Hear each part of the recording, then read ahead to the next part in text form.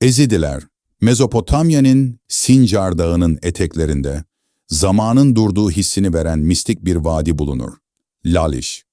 Binlerce yıldır beyazlar içindeki insanlar bu vadiye çıplak ayakla, sanki kutsal bir rüyanın içindeymişçesine yürüyerek girer. Bu insanlar kendilerine Ezidi derler. Dünya onları ya hiç tanımadı ya da çok yanlış tanıdı. Yüzyıllar boyunca şeytan tapıcıları ya da lanetliler olarak damgalandılar, ağır bedeller ödediler. Ancak gerçek bu yaftalardan çok daha derin, karmaşık ve kadim bir köke dayanıyor. Bugün tarihin en büyük acılarını yaşayan ama inancından asla vazgeçmeyen bu gizemli halkın, Ezidilerin hikayesini anlatacağız. Ezidiler kimdir? Kökenin gizemi. Ezidileri anlamak için önce kim olduklarına bakmamız gerek.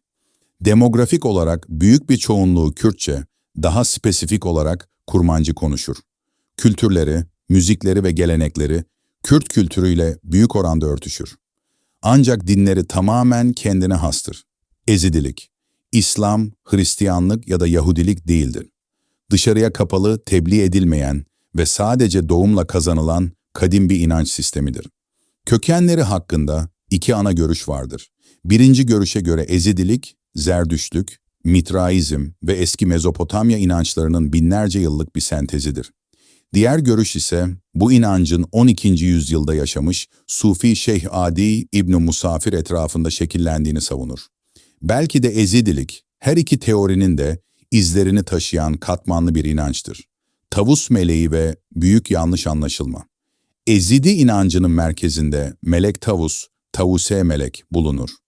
Gökkuşağının renklerini taşıyan tavus kuşuyla temsil edilen bu varlık, Ezidiler için dünyanın yönetimi kendisine emanet edilmiş 7 büyük meleğin başıdır.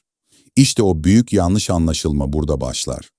Ezidilere göre Tanrı, melek Tavus'tan Adem'e secde etmesini istediğinde o bunu reddetti. Ama bu bir isyan değil, en derin sadakatti.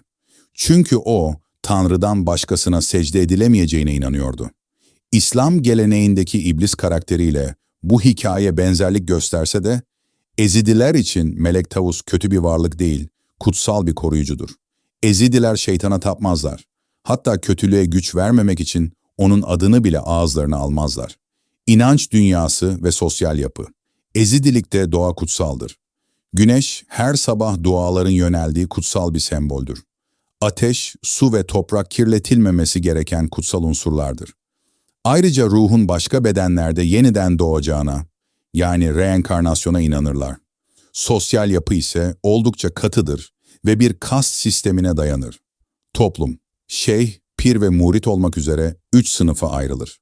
Bu sınıflar arasında evlilik yasaktır ve bu kapalı yapı inancın binlerce yıl bozulmadan korunmasını sağlamıştır. Kutsal merkez Laliş. Ezidi inancının kalbi Irak'ın Duhok ilindeki Laliş Vadisi'dir. Burası Ezidilerin hac mekanıdır ve Şeyh Adi'nin türbesi burada yer alır. Laliş'e giren herkes toprağa duyduğu saygıdan ötürü ayakkabılarını çıkarır. Kandil törenleri, kutsal pınarlar ve dualar eşliğinde Ezidiler burada sadece ibadet etmez, aynı zamanda yüzyılların acısını ve hafızasını paylaşırlar. Zulmün tarihi 73 ferman.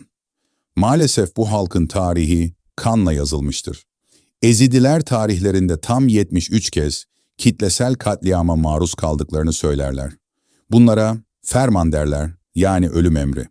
Şeytan tapıcıları suçlamasıyla yüzyıllar boyunca köyleri yakılmış, sürgüne zorlanmış ve nüfusları dramatik şekilde azalmıştır. Hiçbir zulüm 2014 yılında yaşananlar kadar derin bir iz bırakmadı. Ağustos 2014'te IŞİD, Sincar, Şengal bölgesine girerek binlerce Ezidi erkeği katletti, kadınları ve çocukları köle pazarlarında sattı. On binlerce sivil, Sincar Dağı'na sığınarak açlık ve susuzlukla pençeleşti. Birleşmiş Milletler bu vahşeti resmen bir soykırım olarak ilan etti. Direniş ve umut Nadia Murad. Ancak bu hikaye sadece bir yıkım hikayesi değildir.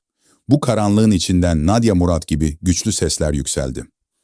IŞİD'in elinden kaçmayı başaran bu genç kadın, halkının yaşadığı acıları tüm dünyaya duyurdu ve 2018'de Nobel Barış Ödülü'ne layık görüldü.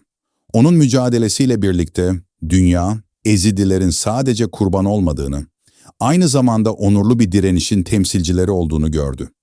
Bugün Sincar'da yavaş da olsa bir yeniden doğuş yaşanıyor.